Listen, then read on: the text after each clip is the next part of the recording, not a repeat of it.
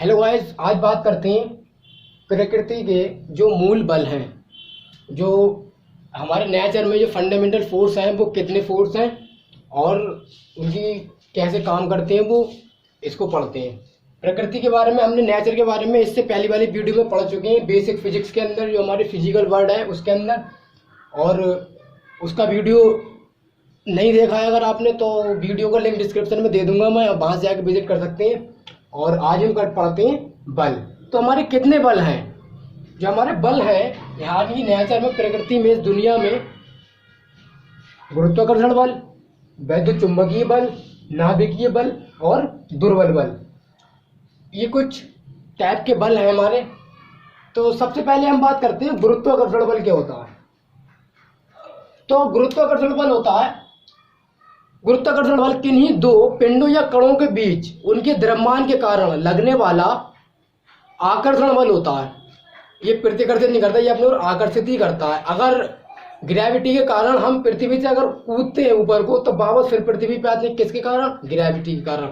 तो कौन सा वापस फोर्स लग रहा है? आपको लग रहा है हमारा ग्रेविटेशनल फोर्स, क्योंकि ये अपनी ओर आकर्षित करता है।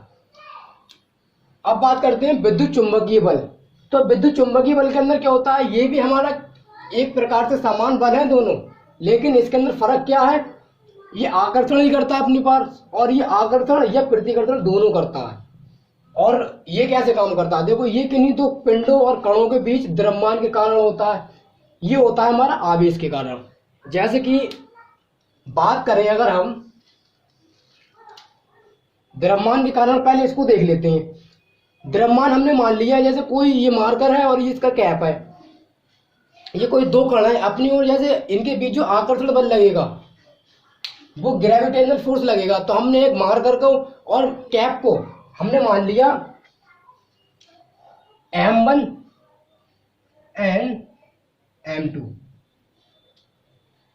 हमने इसका द्रव्यमान मान लिया M1 और इसका द्रव्यमान मान लिया हमने M2।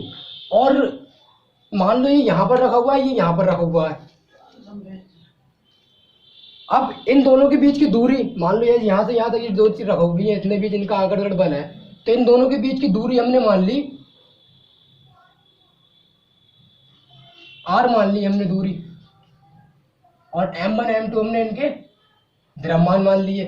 तो जो ग्रेविटेशनल फोर्स होता है तो F प्रोपोर्शनल होगा M1 M2 के, और उसकी दूरी के इनवर्सली प्रोपोर्शनल होता है M1 M2 अपॉन R²। अब जब हमारा समानुपातिकता निशान हटता है तो एक नियतांक आता है, यानी कि F बराबर G M1 M2 upon R²। ये फॉर्मूला हमारा आता है। G क्या है? ग्रेविटेशनल फोर्स कांस्टेंट, गुरुत्वाकर्षण बल नियतांक। और G की वैल्यू होती है 6.67 इंटू 10 की पावर माइनस का 11 न्यूटन मीटर स्क्वायर पर केजी स्क्वायर। ये इसकी वैल्यू होती है। G क्या है? Gravitational force constant. अब ऐसी हम बात करें वैद्युत चुंबकीय बल की, अब अच्छे समझ में आ जाएगा दोनों बल के अंदर डिफरेंस क्या है। अब ये बल द्रव्यमान के कारण लगता है, ये लगता है हमारा आवेश के कारण, क्योंकि यह बल दो आवेशित कणों के बीच कार्य करने वाला आकर्षण या प्रतिकर्षण बल है। जैसे कि हमने कूलाम के नियम में पढ़े थे, हमारे कोई दो आवेशित कण है, यानी कि प्लस Q, और एक है हमारा माइनस का Q। ठीक, हमने Q1 और Q2 भी माना था हमने इसको। इन दोनों के बीच की दूरी भी हमने कैसे मान ली? स्मॉल r मान ली। स्मॉल r हम इसमें ही मान ले रहे हैं, स्मॉल r। अब इसके अंदर क्या होता है? आवेशित कणों के बीच लगने वाला बल होता है, चाहे आवेश गतिमान हो चाहे वो स्थिर हो, उससे कोई फर्क नहीं पड़ता है। अगर वो गति कर रहा है आवेश तब भी उसके बीच बल लगेगा, और अगर स्थिर है, एक जगह पे स्थित है, फिर भी उसके ऊपर जो दोनों के बीच में आकर्षण या प्रतिकर्षण बल लगेगा। अब आकर्षण और प्रतिकर्षण बल ये कब लगता है? अब प्लस वाला और माइनस वाला दो चार्ज है हमारे पास, तो यहाँ पर क्या होगा? माइनस वाला प्लस वाले की ओर आकर्षित होगा या प्लस वाला माइनस वाले की ओर आकर्षित होगा। क्यों होगा? अगर प्लस वाले ज्यादा है तो माइनस का आएगा, माइनस की संख्या ज्यादा है तो प्लस का वहां पर जाएगा।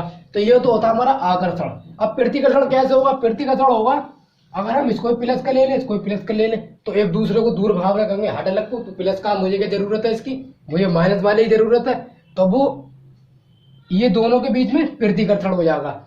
अगर माइनस माइनस की अगर ले लें तो ये भी क्या करेंगे, एक दूसरे को दूर भागेंगे, क्योंकि जरूरत ही नहीं है उसे, उसके पास ऑलरेडी माइनस है, तो वो माइनस वैल्यू क्यों लेगा, वो उसे हटागा, हट अलग को दूर भगागा उसे। तो इनके बीच क्या होगा, इनके बीच होगा प्रतिकर्षण। चाहे जो बल गतिमान हो चाहे स्थिर हो, उससे कोई फर्क नहीं पड़ता है।